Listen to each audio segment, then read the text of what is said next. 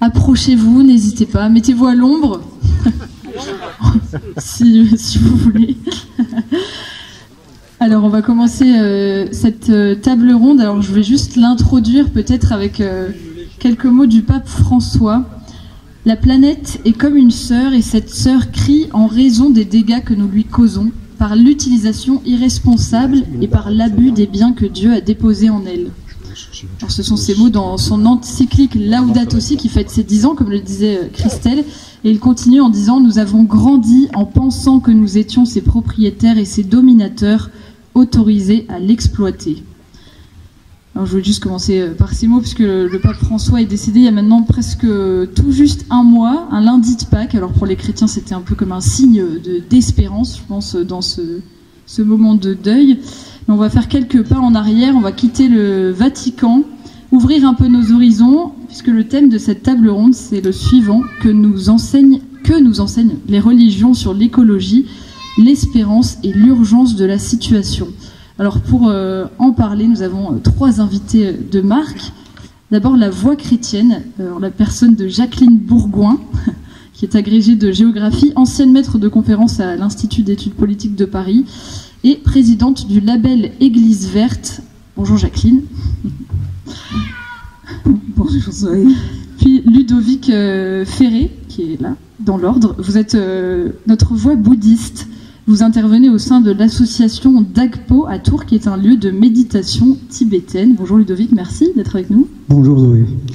Et puis notre voix de l'islam, Omero Marondjou, docteur en sociologie, chercheur et théologien, spécialiste de l'islam en France. Bonjour Omero et merci d'être avec nous. Bonjour Zoé, bonjour à toutes et à tous. Alors comme j'ai fini par vous, je vais commencer avec vous Omero, la question de l'écologie comme on la connaît aujourd'hui, avec un peu cette idée d'urgence climatique. C'est une question qui est traitée dans la sphère religieuse de l'islam. Alors vous allez nous dire de quelle manière, mais avant ça, est-ce que vous pourriez nous partager un peu quand est-ce qu'il y a eu le véritable déclic qui a fait que l'islam s'est emparé de cette question et s'est dit qu'il fallait commencer à véritablement en parler? Alors plutôt que l'islam, on va dire les musulmans. Parce que l'islam, c'est une abstraction. Il y a des musulmans de par le monde. Alors, j'aurais tendance à dire que dans nos traditions monothéistes, judaïsme, christianisme et islam, il y a quand même eu, et surtout pour le christianisme et l'islam, il y a eu quand même une tendance à voir une sorte de téléologie, c'est-à-dire une finalité de la création du monde qui trouve son point d'aboutissement dans l'être humain, et l'être humain serait un peu au sommet d'une pyramide. Donc grosso modo, Dieu donne les clés de la boutique à l'être humain en disant « Vas-y, prends, tu dois m'adorer, mais tu peux exploiter tout ce qu'il y a. » Et là, on est arrivé à un point où on se dit « Oh, peut-être que nos textes ne disent pas forcément tout cela. » Alors pour les musulmans, dans notre monde contemporain, il y a très récemment un document qui est sorti et qui est considéré un peu comme le pendant de Laudato Si. Donc Laudato Si, c'est 2015. 2024, il y a un document assez dense d'une centaine de pages qui a été élaboré au niveau mondial par tout un ensemble de musulmans qui ont partagé ça avec des centaines de leaders religieux, qui s'appelle Al-Mizan, A Covenant for Earth, qu'on pourrait traduire en français la balance, qui est un concept coranique, une alliance pour la terre. Donc le terme d'alliance ici est connoté puisqu'il nous plonge dans le concept de l'alliance. Donc c'est sorti en 2024 sous l'égide des Nations Unies et ça fait, on peut remonter jusqu'au milieu des années 90 au moins, quand le prince Édouard, donc l'époux de la reine Elisabeth, a initié en tant que président du WWF une sorte de géopolitique des religions. Sur les questions d'écologie, et il y a eu tout un ensemble de sommets. Je ne vais pas vous le retracer parce qu'il faudrait beaucoup de temps, mais donc on est à peu près à une trentaine d'années, 30-35 ans maintenant, et très récemment donc on a passé un cap parce qu'il y a vraiment une remise en cause de toute cette logique d'exploitation de la terre, et y compris une adresse aux pays qui sont producteurs d'hydrocarbures.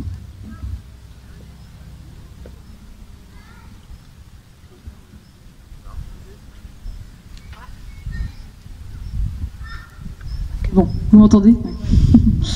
Alors, aujourd'hui, donc, il y a plusieurs figures musulmanes qui essayent d'alerter à ce sujet dans le monde, notamment en proposant de faire un peu des lectures plus vertueuses des textes religieux, comme vous le disiez au début, relire ces textes avec un nouveau regard. Qui sont ces personnes et ça veut dire quoi en quelques mots, ces relectures?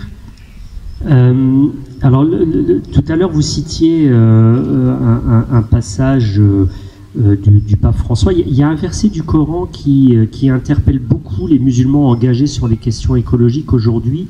De mémoire, hein, il est dans la sourate numéro 30 du Coran et il dit en substance la chose suivante: la corruption ou le désordre est apparu sur la terre à cause de ce que les mains des êtres humains ont accompli, et pour que Dieu leur fasse goûter une part des conséquences de leurs actes, peut-être reviendront-ils à plus de raisonnement. Donc là, c'est une invitation ici à porter un regard renouvelé sur la notion de corruption, puisque nous avons atteint un niveau de puissance à agir chez les êtres humains qui n'a pas d'équivalent dans l'histoire humaine. Donc on est capable aujourd'hui, on parle d'anthropocène, c'est-à-dire de l'action de l'être humain qui peut avoir un impact direct sur la planète. Il y a tout un ensemble de penseurs musulmans, mais également d'hommes et de femmes d'action qui sont très actifs à l'échelle internationale et qui sont souvent impliqués dans des initiatives multiconfessionnelles. Greenpeace, par exemple, en est une. Donc Greenpeace, donc Foi Verte, qui est un mouvement mondial dans lequel pas mal de musulmans sont impliqués. Mais pour le public ici qui nous écoute, il faut bien que vous ayez conscience que les actions à l'échelle mondiale, elles se passent dans les pays, dans les langues de ces pays et en anglais. En français, vous trouverez quasiment rien. Le monde francophone est un peu à la traîne sur ces questions par rapport au monde anglophone. Je parle en termes de pensée et de diffusion de la pensée, pas forcément en termes d'action concrète. En France, on a quand même un niveau assez important.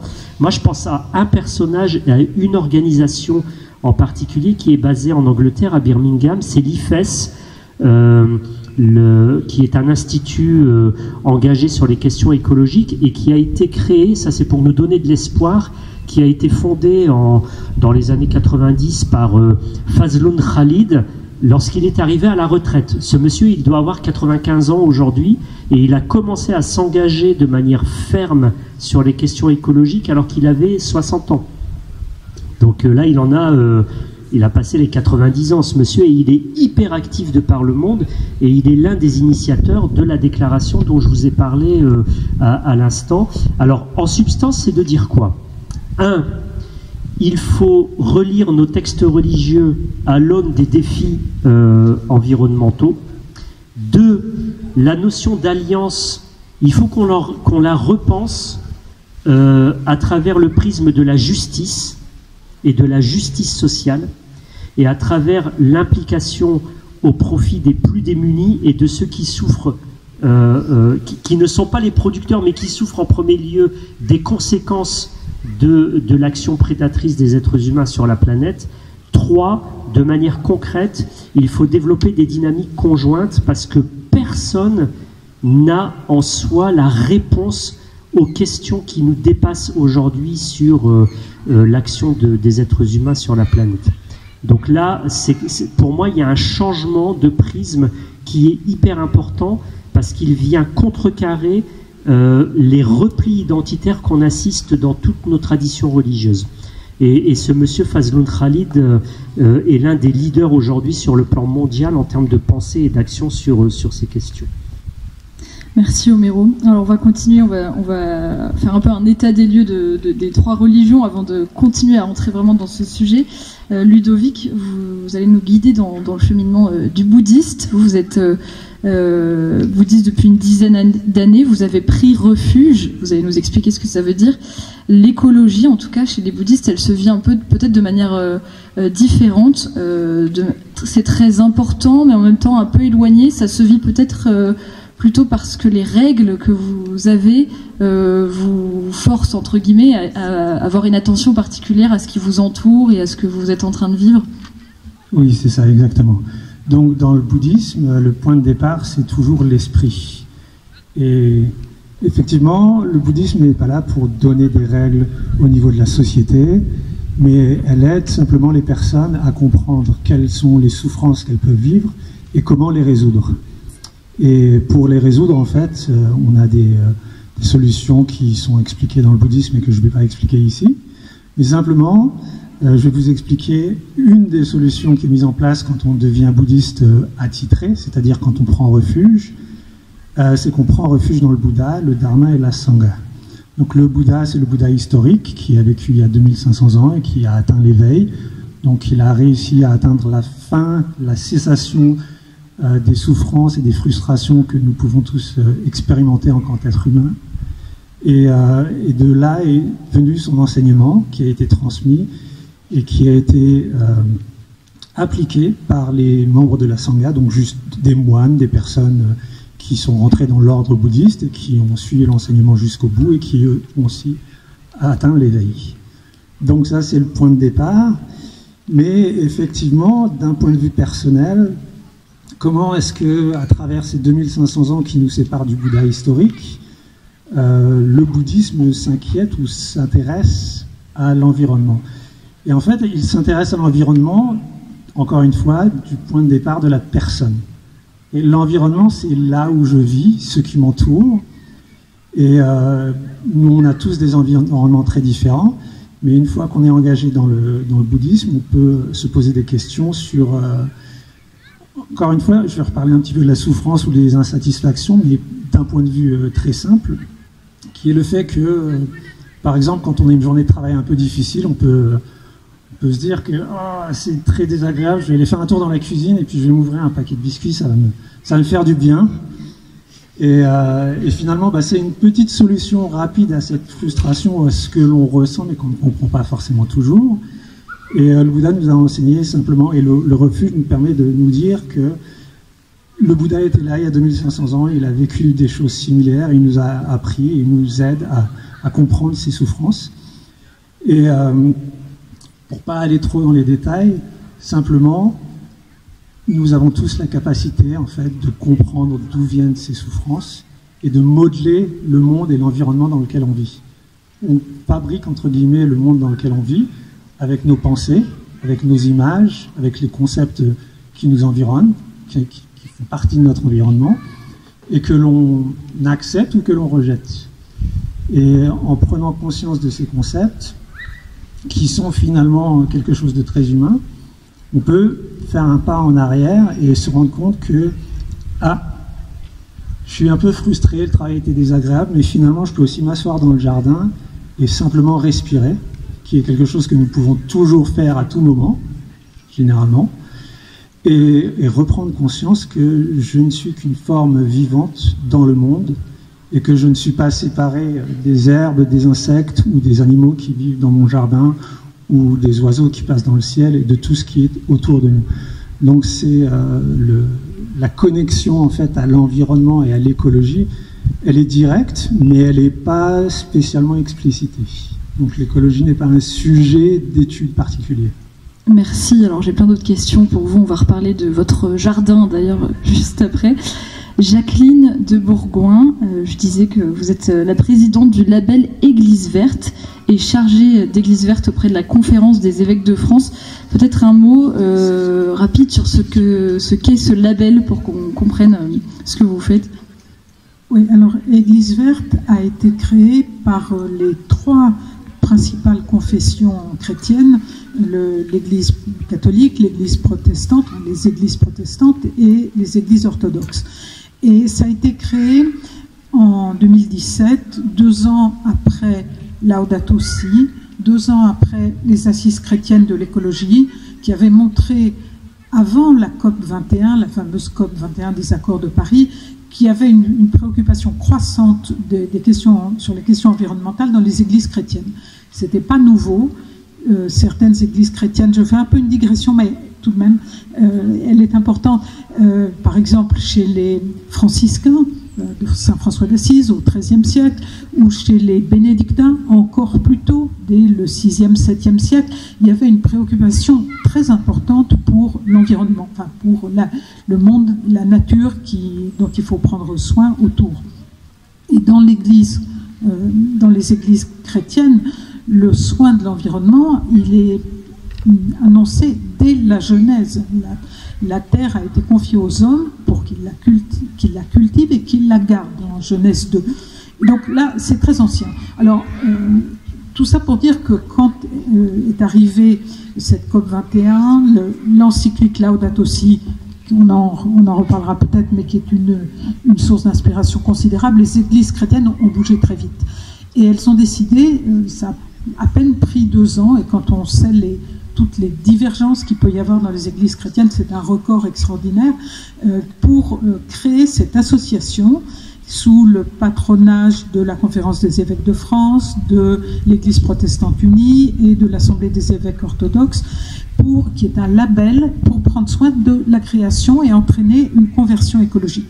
Alors, ce label, il propose une conversion spirituelle et matérielle, et c'est sa force, et il s'adresse à des communautés et pas à des individus. C'est son originalité. Donc des communautés, mais on est à Église Verte en groupe, que ce soit des paroisses ou des monastères ou des écoles ou des congrégations apostoliques. C'est quelque chose qui s'adresse à des groupes. Ça fait partie de la richesse et de la difficulté de l'exercice. Ce label, il propose une méthode pour avancer qui est un éco-diagnostic où on choisit, il y a toute une série de rubriques et la communauté qui décide de devenir Église Verte regarde toutes ces rubriques, voit comment elles s'intègrent dedans, fait un point d'étape, si on peut dire. Quelquefois, elles sont déjà très avancées, c'est rare, mais c'est arrivé. Et fait un plan d'action pour progresser. Et ça, c'est vraiment une méthode tout à fait originale qui existe dans d'autres, chez les anglicans aussi d'ailleurs, en Angleterre, mais c'est beaucoup développé en France. Alors, Église Verte, c'est donc ce label Église Verte. On utilise moins ce mot parce qu'on ne veut pas se cantonner à l'éco-diagnostic, mais aussi vraiment apporter une attention tant à la spiritualité qu'aux aspects matériels.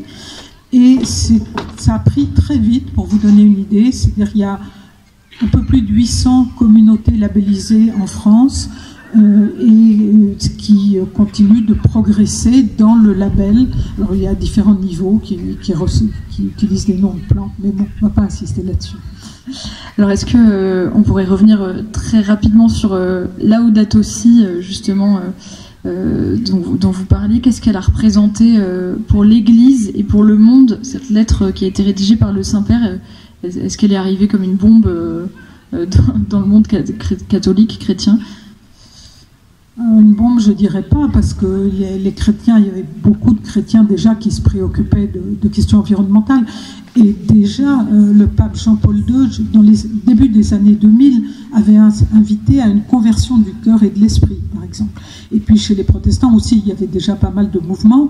Et chez les orthodoxes, il y a toujours eu un soin important pour la création, en particulier tous ceux qui sont liés au patriarcat de Constantinople, et les patriarches avaient écrit des textes. Donc ça ne vient pas de rien. Mais c'est une encyclique tout à fait extraordinaire, parce qu'elle s'adresse à toutes les personnes, et pas seulement aux catholiques, pas seulement aux chrétiens en général. Elle s'adresse à tout le monde, et avec une méthode qui se veut à la fois, un style qui se veut, je cite les termes du pape, dramatique et joyeux. C'est écrit simplement, mais ça a été une vraie source d'inspiration, c'est toujours, et très importante pour tous les chrétiens. Parce que le pape reprend tous les fondements du soin pour la création chez les chrétiens, et puis il montre aussi que tout est lié et qu'on ne peut pas distinguer, par exemple, on ne peut pas séparer ce qui concerne l'environnement et tous les risques considérables que la terre supporte aujourd'hui. Vous avez dit tout à l'heure la terre crie, mais il est certain que les limites planétaires sont pas loin d'être atteintes. On est dans une situation vraiment d'urgence, et c'est évidemment pour ça que cette encyclique est sortie à ce moment-là, et que la crise environnementale et la crise sociale sont intimement liées. Et c'est montré tout au long de l'encyclique, c'est un point essentiel, parce qu'avant, ça n'avait pas été formulé de cette manière-là. Et ce point-là doit amener à davantage de justice climatique, de justice sociale, de justice générationnelle. Quelle terre on laissera à nos descendants? C'est un énorme sujet. Et ça donne un certain nombre d'indications pour essayer de mettre en place une conversion. Alors, une partie des catholiques, plus exactement, parlent d'une écologie intégrale qui concerne tous les domaines de la vie en société. Mais c'est bien au-delà des cercles chrétiens. Cette encyclique a eu un retentissement considérable et elle continue vraiment d'inspirer beaucoup de monde. Omiro, je me tourne vers vous. Les musulmans partagent avec les chrétiens la Genèse et ce moment particulier où l'on dit que l'homme domine les poissons de la mer, les oiseaux du ciel, le bétail, il domine la terre. Quelle lecture est-ce que vous avez de ce passage maintenant avec cet esprit de lecture vertueuse dont vous parliez tout à l'heure? Moi, personnellement, je suis très engagé sur ces questions puisque je suis l'un des promoteurs d'une lecture végétarienne des textes de l'islam. Les textes ne prennent pas le végétarisme directement, mais on peut en faire une lecture en tant que végétarien. Et c'est toute une question aussi sur la condition animale aujourd'hui qui est effroyable. On pourrait en discuter des heures et des jours. En fait, la problématique, c'est toujours la même, c'est qu'on lit des textes en langue française. Mais quand on plonge dans les langues anciennes, l'hébreu ancien, l'araméen, le grec, etc., les mots sont toujours connotés. Le mot « dominer » en français est connoté. Quand on le lit en hébreu, c'est un peu différent. Il y a la question de prendre soin. Dans le Coran, grosso modo, on retrouve les éléments du récit de la Genèse, mais avec quelques particularités. Il y a quelques subtilités dans le texte coranique, puisque la notion d'alliance, alors contrairement à certains discours qui sont véhiculés dans des milieux chrétiens qui veulent absolument séparer l'islam du judaïsme et du christianisme en disant l'islam, le Coran ne contient pas l'alliance, etc. Le Coran parle de l'alliance, mais sous un angle bien particulier, puisque il y a aussi une alliance que Dieu prend avec le monde. C'est-à-dire qu'avant de proposer l'alliance à l'être humain, à travers la figure d'Adam, il y a l'alliance qui est prise avec le monde. C'est-à-dire qu'il y a une proposition que Dieu fait au monde pour venir librement à lui. Et le monde refuse. Quand je parle du monde, c'est le règne minéral. Donc les forces qui animent ce monde, les montagnes, les cieux, la terre en tant que telle, et toutes ces créatures qui a priori sont considérées dans une approche quasi totémique ou fétichiste ou animiste, qui sont dotées de ce souffle divin, de ce ruh ou ruh en arabe, répondent à Dieu non, nous on préfère rester dans une situation de dévotion perpétuelle. On ne veut pas du libre arbitre, on ne veut pas venir librement à toi, on veut rester dans cette posture de dévotion. Et le Coran ne cesse de dire que le monde est dans cette posture de dévotion. Et l'être humain y a vu une gratification, puisque Dieu propose ensuite à l'être humain de prendre ce dépôt qui est celui de venir librement à lui, consciencieusement. Et l'être humain y a vu une sorte de gratification en disant « Oui, moi je prends et je viendrai à toi librement, Seigneur ». Ce passage coranique conclut en disant que l'être humain est vraiment ingrat envers son Seigneur et ignorant des conséquences de la responsabilité qu'il a prise. Donc on a comme ça, dans le texte coranique, des passages qui sont très forts et qui sont relus aujourd'hui à l'heure des grands défis qui sont devant nous, puisque nous avons une puissance à agir qui, comme je l'ai dit précédemment, qui a un impact direct sur le monde aujourd'hui. La terre crie. Le Coran indique que au jour de la résurrection, tous ces règnes seront dotés de la parole et pourront restituer à Dieu, on va dire, tout ce que l'être humain aussi, je le dis dans mon langage d'aujourd'hui, leur a fait subir. Donc ça interpelle beaucoup des musulmans engagés qui se disent, là il y a vraiment une relecture à faire, il faut repartir dans les textes, notamment dans ces langues anciennes, pour en redécouvrir toute la richesse et trouver des pistes pour aujourd'hui. Parce que c'est ça en fait l'enjeu, c'est de trouver des pistes pour aujourd'hui et pour demain.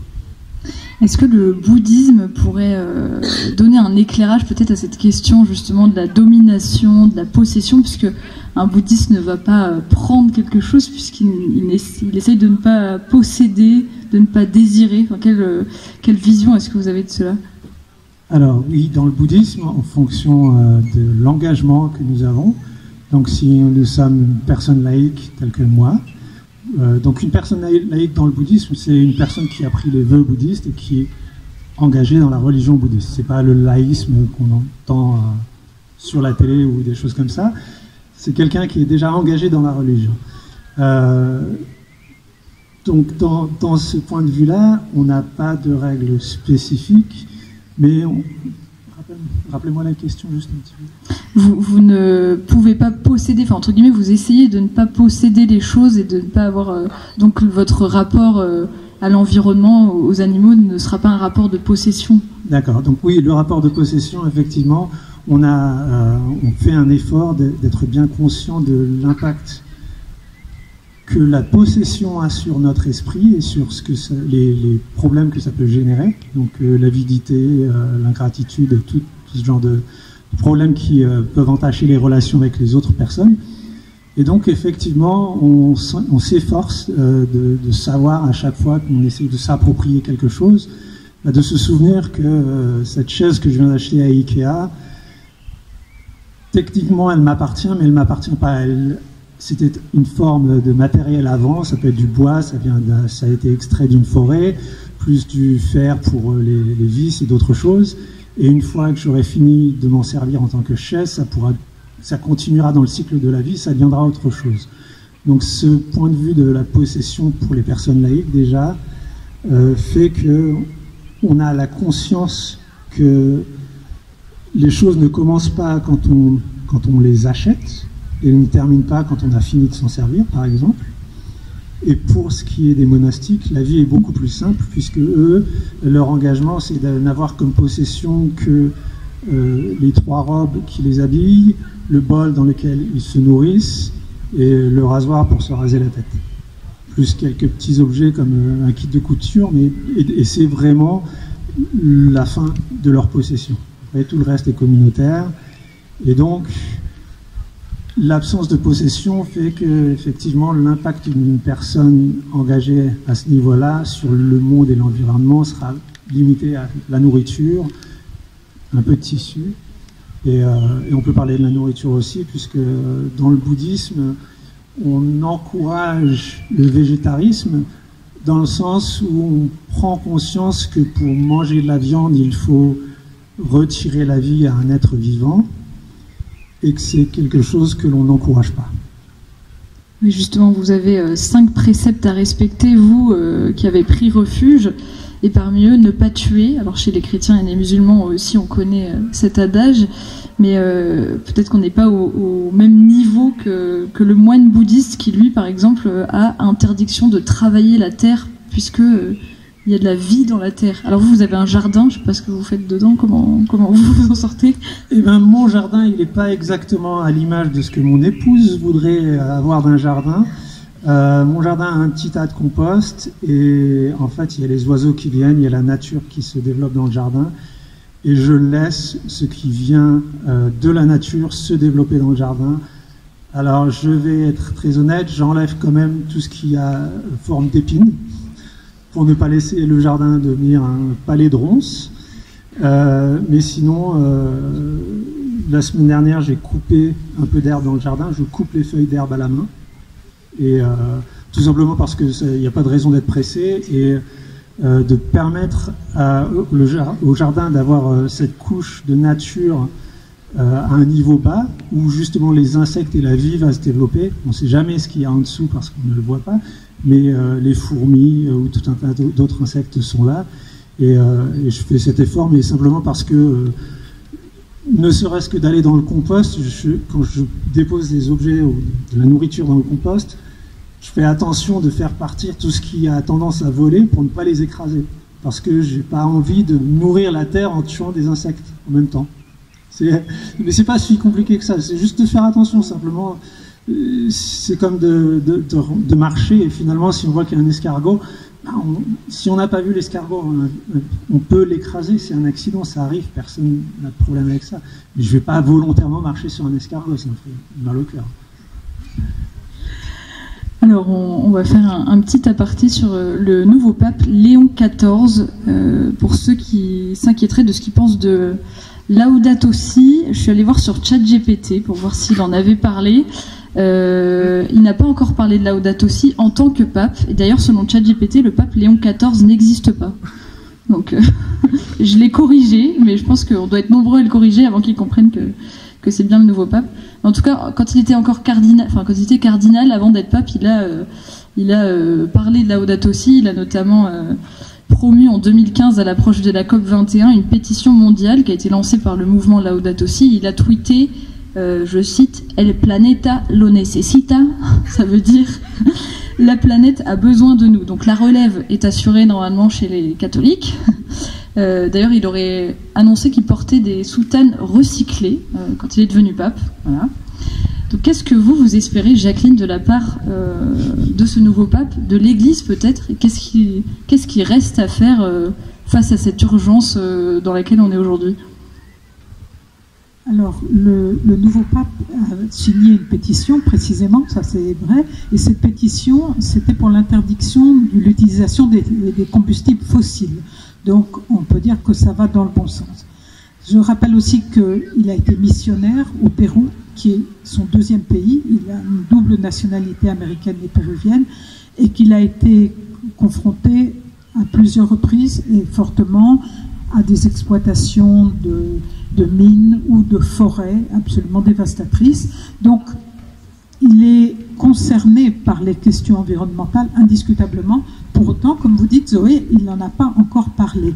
Mais ça, je lui fais... Oui, il vient d'arriver. Voilà, c'est ça, exactement. Et il a surtout parlé de paix, d'unité, qui sont des points aussi très importants. Donc, on lui laisse le bénéfice du doute avec beaucoup de certitude que, comme vous le disiez, il continuera dans les traces du Père François, du pape François qu'il a nommé très souvent dans sa première allocution. Alors, il reste évidemment énormément à faire pour tous ceux qui appartiennent à Église Verte, qui font partie d'Église Verte, on le sait bien, il y en a pas mal ici, parce qu'il y a un certain nombre de paroisses qui sont Église Verte. Il reste vraiment à continuer un travail un petit peu ingrat, il faut bien le reconnaître, de conversion écologique, à savoir vraiment pour les chrétiens de sortir d'une relation à la fois unique, à la religion, je veux dire, qui soit exclusivement spirituelle, mais qui soit aussi une conversion du cœur et de l'esprit, et qui prenne vraiment en considération les questions environnementales. Et ça, pour un certain nombre de chrétiens, en tout cas un certain nombre de catholiques, c'est long à venir, c'est difficile. C'est difficile de renoncer à une consommation importante, à une vie pas vraiment sobre. Et c'est un énorme travail. C'est un travail de conversion personnelle, mais aussi de conversion de groupe. Et ça ne se fait pas vite. Et c'est là qu'on a besoin d'un pape qui nous réveille régulièrement, qui nous rappelle ce qu'avait fait le pape François avec l'exhortation Laudate Deum il y a 2 ans. Et il faut Et c'est le travail aussi de tous les chrétiens, à mon avis, et en particulier de ceux qui œuvrent dans les associations comme l'Église verte, c'est de ne pas se décourager et de continuer à montrer à quel point c'est vital pour les chrétiens et comment c'est dans la droite ligne de ce que leur enseignement de l'alliance, comme vous le disiez très bien, Homero, que Dieu a fait avec les hommes et la nature.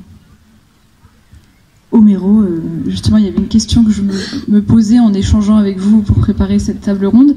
Vous parliez tout à l'heure du pendant musulman de Laudato Si. Comment est-ce que, puisqu'il y a de nombreux pays producteurs de pétrole qui ont à leur tête un chef d'État de confession musulmane, comment est-ce qu'eux ont réagi face à la sortie de ce texte ou tout simplement face à cette question d'urgence climatique? Comment est-ce qu'ils réagissent face à tout cela? C'est toute la problématique des pays émergents, notamment ceux qui ne sont pas dotés de la puissance nucléaire. Comment on assure le développement du pays et en même temps, comment avoir une action vertueuse sur l'environnement. Alors, juste pour que vous ayez quelques représentations en tête, je prends 4 pays. L'Inde, avec une forte minorité musulmane de plus de 200 millions de personnes, l'Indonésie, le Bangladesh et le Pakistan. Ces 4 pays concentrent à eux seuls quasiment la moitié des musulmans. Alors, juste pour que vous ayez une idée, l'islam est avant tout une religion asiatique. Quand on parle des pays du Moyen-Orient, du monde arabe, le monde arabe c'est 300 millions de personnes. Donc le Maghreb, pour nous, l'islam c'est avant tout le Maghreb, le Maroc, l'Algérie. C'est peanuts à l'échelle de l'ensemble des musulmans. Actuellement, il y a une grosse problématique, par exemple, en Indonésie. C'est l'extraction du charbon. Parce que le gouvernement veut relancer les concessions minières dans certaines régions du sud de l'Indonésie. Et il y a des mouvements,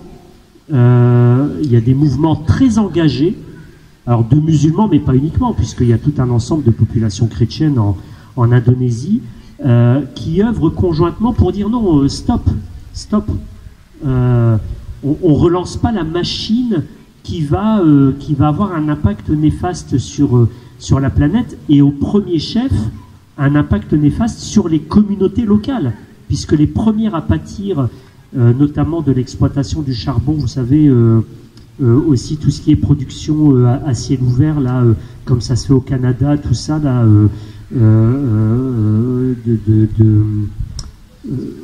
du gaz de schiste. C'est absolument catastrophique pour les populations locales.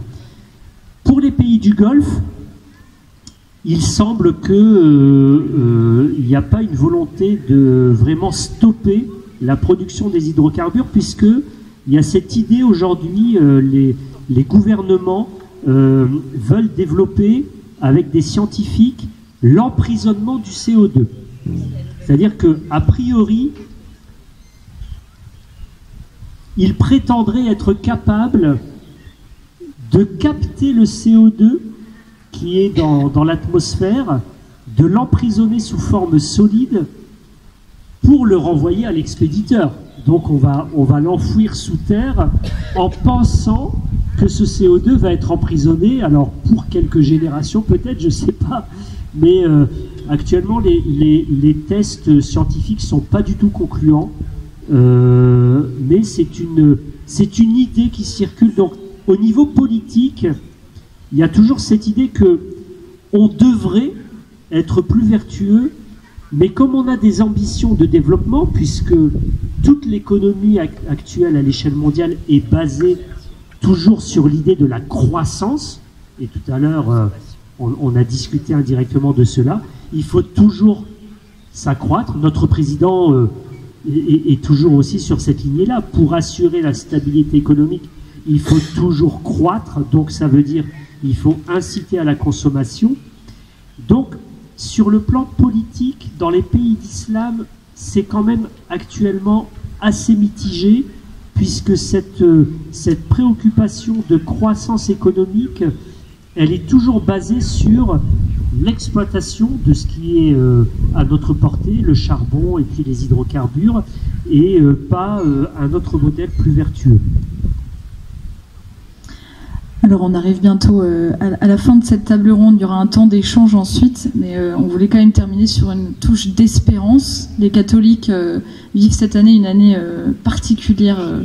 particulièrement tournée vers l'espérance, puisque le pape François avait ouvert une année jubilaire sur le thème de l'espérance. Alors comment est-ce que chacun d'entre vous, vous vivez un peu ce défi écologique? Comment est-ce que vous arrivez, à la lumière de votre confession, à vivre cette espérance face à cette urgence, quand on voit que certaines personnes sont déprimées face à la question, traumatisées par cette question climatique? Comment est-ce que vous vivez ça à la lumière de votre religion? Du point de vue bouddhiste et du point de vue général que je peux partager avec vous, on ne peut que prendre responsabilité de ce que l'on fait. Okay? Donc, on regarde comment on fonctionne, s'il y a des choses qu'on peut faire pour améliorer notre impact sur l'environnement, mais de se prendre la tête ou de prendre la responsabilité de ce que la société et de ce que le monde humain fait sur la planète, c'est un poids qui est au-delà de ce que nous devrions penser ou pouvoir porter. Nous ne pouvons porter que la responsabilité de nos actes. Faisons attention à nos actes individuels, familiers, collectifs, mais uniquement dans la sphère des personnes et de ce que l'on peut vraiment contrôler et modifier. On est des milliards de personnes, mais moi, en tant qu'être humain, je peux connecter avec tout le monde ici par la parole, mais la seule personne sur laquelle j'ai vraiment un contrôle, c'est moi-même. Je ne peux contrôler que ce que je fais, et je vais faire tout ce qui m'est possible pour limiter mon impact. Et après, on fait du mieux qu'on peut, et surtout pas de culpabilité. Et un pas après l'autre nous emmènera, espérons-le, vers un meilleur lendemain, ou une révélation à ce que tout le monde puisse finalement redécouvrir que nous sommes sur une petite planète qui traverse l'espace, et on partage cette planète tous ensemble, et nous sommes tous responsables. Merci. Jacqueline? Alors, l'espérance, donc c'est une année jubilaire pour les catholiques, et c'est pas vraiment un hasard, parce que, comme je vous l'ai dit tout à l'heure, on n'est pas très loin d'atteindre les limites planétaires, en tout cas pour le climat, et aussi pour la température des océans d'ailleurs, et il y a une urgence climatique absolue, et on est probablement la dernière génération qui puisse encore agir dessus avec une certaine efficacité, avant un emballement. Quand même, je ne veux pas être trop catastrophiste, mais les rapports du GIEC le sont tous les uns après les autres, et leurs prévisions se vérifient, et ça va encore plus vite qu'ils ne le pressentaient. Donc là, il y a pour les chrétiens un devoir d'agir. Et donc, espérer n'est pas une option, si on peut dire. Ce n'est pas une option. D'autant plus que l'espérance, chez les chrétiens, c'est une vertu, comme l'est la foi et comme l'est la charité. C'est-à-dire que espérer, croire, espérer, aimer sont des vertus qui sont directement liées. Alors pour autant, donc, l'espérance vraiment est nécessaire. Elle n'est pas si simple dans un monde comme le nôtre, mais elle nous permet de passer à l'action et de sortir de l'éco-anxiété. Et ça aussi, c'est très très important. Simplement, pour passer à l'action et pour sortir de l'éco-anxiété, il faut un certain nombre de choses. Il faut du courage, et même beaucoup, parce qu'il faut quitter des habitudes qu'on n'a pas envie de perdre. Il faut de la lucidité, il faut savoir regarder en face ce qui se passe. Et on peut très bien avoir beaucoup d'espérance et être pessimiste. Il faut savoir regarder ce qui se passe. Et puis, il faut de la liberté d'esprit. L'espérance n'empêche pas d'avoir peur, mais il faut pouvoir aller au-delà de sa peur. Et alors, ce qui est un grand support pour l'espérance, j'espère que je ne déborde pas trop là, désolé, mais c'est un grand support pour l'espérance, c'est la nature. Et c'est de regarder les merveilles de la nature, s'émerveiller, ça c'est une des choses que propose Laudato aussi, et voir à quel point ça vaut la peine de protéger cette nature.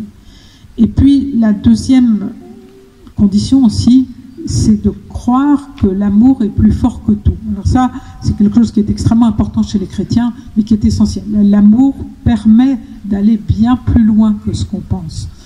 Voilà, grosso modo. Et puis, il faut de la patience, évidemment. Ça, c'est certain, parce que l'espérance demande énormément de patience. Mais je pense, je ne sais pas si les chrétiens qui sont là sont de mon avis ou me contrediront, mais c'est quelque chose d'absolument indispensable. Merci Homero, on termine avec vous.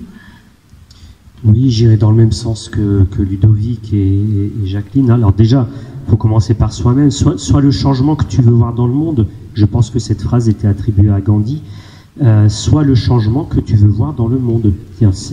On commence déjà par soi. Il y a une tradition prophétique chez les musulmans qui dit la chose suivante: si tu serais le dernier être humain encore vivant et que la fin du monde se présente à toi et que tu tiens une branche d'arbre, une pousse dans ta main et que tu peux la planter, plante-la.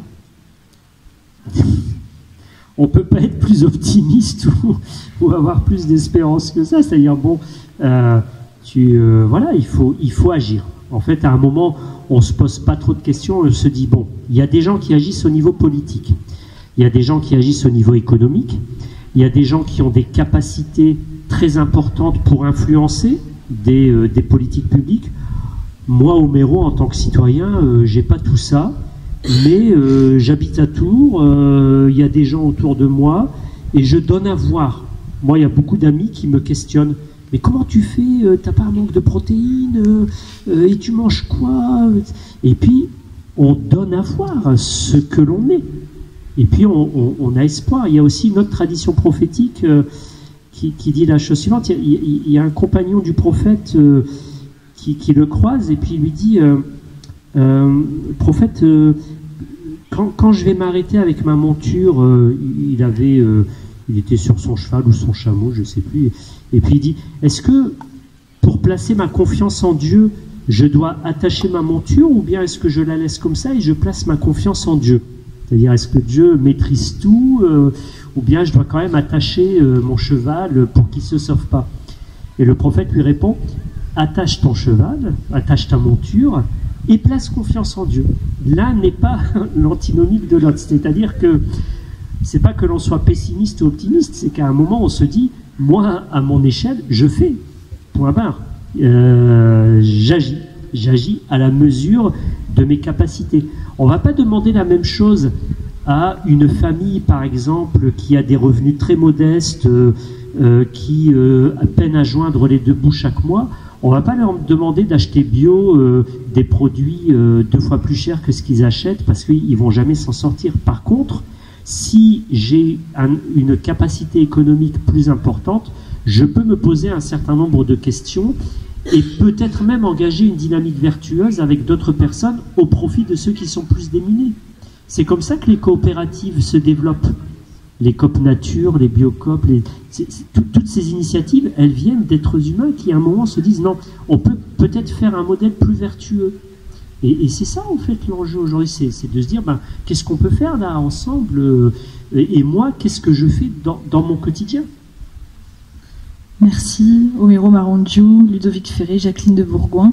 Il reste un petit temps de questions pour ceux qui souhaitent poser des questions pour continuer cet échange. On va faire passer un micro. Est-ce qu'il y a des questions?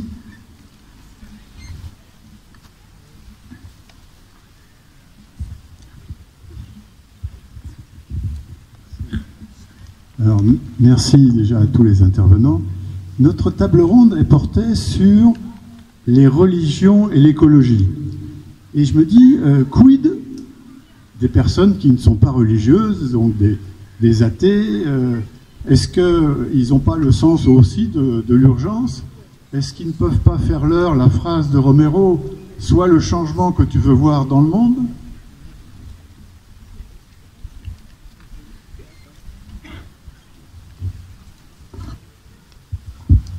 Alors, les athées, bien sûr, évidemment qu'ils font ça aussi, et ils ont une inspiration très forte dans le Laudato Si. J'ai entendu des membres d'Extinction Rébellion, qui ne sont pas connus pour la délicatesse de leurs actions, qui sont très punchy, dire ça, votre pape nous a donné une feuille de route et ça nous aide énormément. Donc les religions peuvent inspirer des actions de personnes qui sont totalement en dehors des religions, pour vous répondre en partie. Il faut revenir aussi au début de l'engagement du pape François. Alors, je ne vais pas empiler sur le discours de Jacqueline, mais la première lettre apostolique du pape François, Evangelii Gaudium, donc la joie de l'évangile, a été quand même un marqueur assez fort, puisque pourquoi les gens ont aimé le pape François? C'est parce qu'il s'est décentré de l'approche par cercle. Alors il y a nous, les chrétiens, notre vérité, alors les catholiques, ensuite il y a l'ensemble des chrétiens, ensuite il y a l'ensemble des religions, puis après il y a les autres, ouais, les athées, puis les autres êtres humains, et puis tout est ramené toujours à une certaine vérité que l'on a. Et François a développé d'autres images. Il a dit non, on n'est pas dans des cercles comme ça où on va essayer d'agglutiner les gens dans une sorte de théologie inclusive. Il a donné l'image du polyèdre qu'il a développé par la suite. C'est-à-dire, nous sommes tous donc dans une forme, tous ensemble, et on est tous sur des lignes de crête, sur des arêtes, sur des chemins, et on se rencontre. Et un certain nombre de musulmans se sont réappropriés directement ou indirectement ça, en disant aujourd'hui il n'est pas possible d'agir seul. Je veux dire, dans le label Église verte, on a aussi aujourd'hui il y a des mosquées vertes. Il y en a quelques-unes en France, il y en a au Royaume-Uni, il y en a également dans les pays asiatiques. Donc les mosquées vertes, il faut bien des architectes. Il faut bien des spécialistes qui ne sont pas musulmans pour un certain nombre d'entre eux et qui vont donner des directives, des consignes, qui vont partager des manières de faire. On ne peut pas rester dans son petit coin, c'est pas possible. Et c'est ça qui a changé aujourd'hui. C'est que là on parle entre croyants, mais forcément quand on agit, la notion même d'alliance aujourd'hui, elle se transforme parce qu'elle devient beaucoup plus inclusive.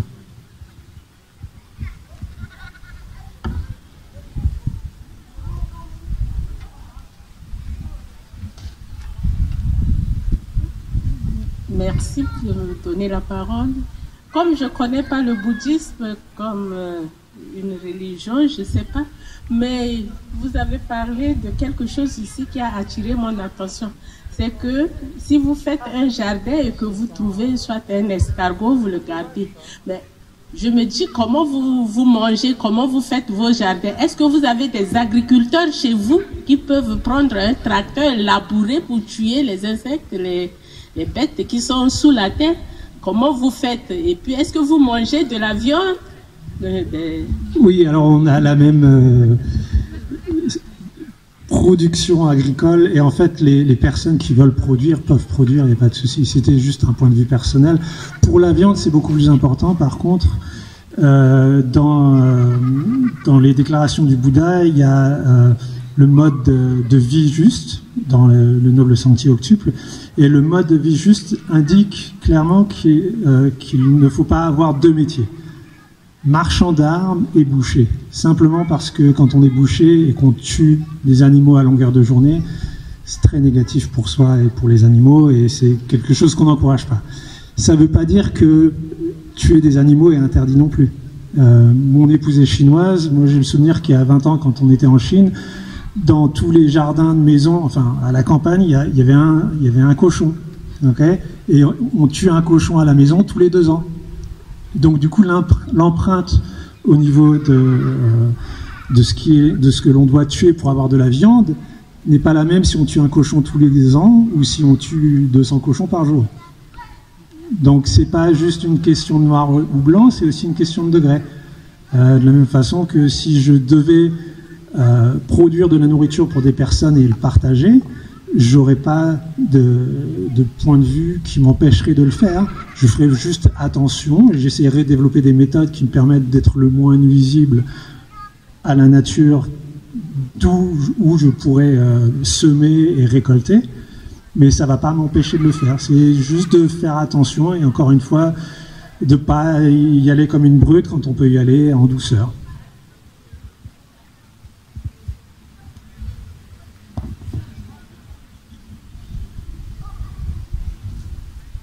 Je voudrais revenir à cette idée de le problème qui pose le mot religion dans le dialogue interreligieux. Il y a beaucoup de gens qui se sentent exclus parce qu'en réalité, ils sont exclus de ce dialogue. Il faut trouver quelque chose en commun et c'est le mot religion. Et pourtant, le mot religion, pour la plupart des gens, ou pour beaucoup de gens, a une connotation très négative. Et ça, c'est très, très difficile à gérer. En Belgique, par exemple, on parle rarement de dialogue interreligieux, c'est le dialogue interconvictionnel. Le dialogue interconvictionnel qui comprend les religions, mais aussi d'autres groupes. En anglais, on ne parle pas de dialogue interreligieux, ou moins de dialogue interreligieux, c'est interfaith dialogue, qui laisse ça grand ouvert parce que le faith n'est pas la religion. Le faith précède ça dépend d'un point de regard. Mais il faut être conscient qu'on est en recherche de quelque chose et certains aiment le mot voie, V-O-I-E, parce que les chrétiens parlent de voie de Christ, ils parlaient de voie de Christ bien avant qu'ils parlaient de religion chrétienne. Les bouddhistes, c'est la voie de Bouddha. Le taoïste, c'est la voie de Dao, qui veut dire voie. Le confucien, toutes ces traditions extrême-orientales ne seraient pas du tout exclues. Et la voie chrétienne ne serait pas exclue de leur manière de regarder les choses non plus. Donc c'est juste pour dire que ça c'est en route. Et ça va prendre peut-être des siècles pour arriver. Si vous me permettez une petite remarque, je pense que la question va au-delà. C'est celle du sacré, en fait. On peut être membre d'une religion et avoir une approche tellement sacrée de l'être humain qu'on désacralise tout le reste. Alors il y a l'être humain et puis bon, oh, la nature, non mais ça c'est pas le lieu de la grâce divine, c'est l'être humain qui est le lieu de la grâce divine. Le reste, on le laisse de côté. Et puis à l'inverse, on peut ne pas avoir une foi dans une transcendance et puis être extrêmement respectueux de la nature. Et c'est vraiment la question. Chez les anciens, il y a des choses qu'on ne se permettait pas de faire. On laissait la terre se reposer parce qu'on savait qu'il ne fallait pas trop exploiter. Il y avait des lieux sanctuarisés. Mais quand on désacralise tout, on se permet tout. Là, on parle de la fonte des glaces. Donc au niveau des pôles, il y a déjà des enjeux géostratégiques pour ouvrir la route au nord du Canada. Quand le président Trump parle du Groenland, etc., c'est parce qu'il veut assurer ses arrières sur la route qui passe au nord du Canada. Parce qu'aujourd'hui, avec la fonte des glaces, on peut éventuellement commencer à exploiter du pétrole dans ces zones-là. C'est-à-dire que l'être humain est complètement dingue, en fait. Excusez-moi, mais au lieu de se dire, bon, on va essayer, comme disait Jacqueline, bon, on va essayer de faire un tout petit peu marche arrière, on va pas continuer. Non, non seulement on va continuer, mais on va continuer dans cette logique de prédation. Et quand on désacralise tout, on rentre droit dans le mur, quoi. Droit dans le mur. Et là, c'est même plus une question de religion, puisqu'il y en a qui le font au nom de leur foi. Mais c'est une question de est-ce qu'on accorde encore son lot de sacralité à un arbre, à une pelouse, et là sur ce plan-là, le bouddhisme peut aussi parfois nous rappeler à l'ordre en disant bon, les religions monothéistes, vous avez aussi quelques questions à régler par rapport à cela.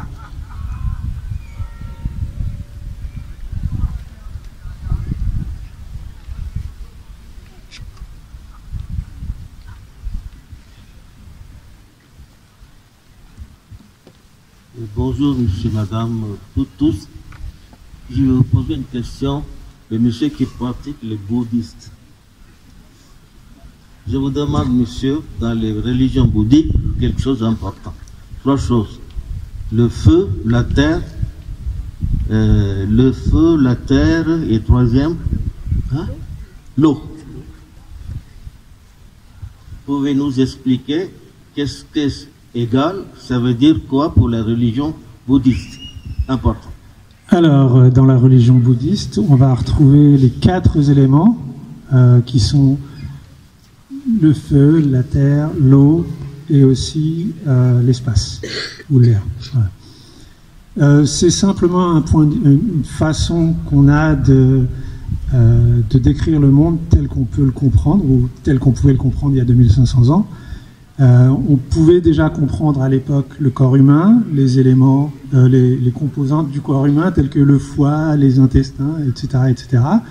Par contre, on n'avait pas de point de départ atomique et on ne comprenait pas la physique et la chimie telle qu'on la comprend maintenant.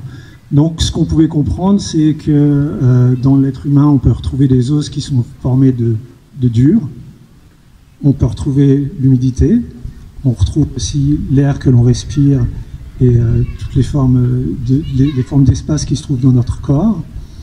Et donc ça, c'est juste un point de départ pour expliquer le monde physique dans lequel on vit.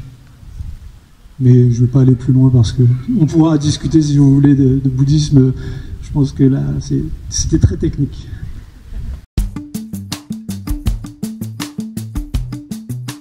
Écoutez la journée du bon pied.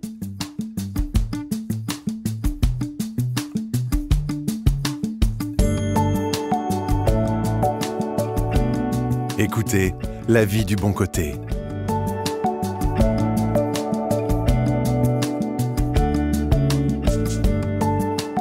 Écoutez aussi le verre à moitié plein.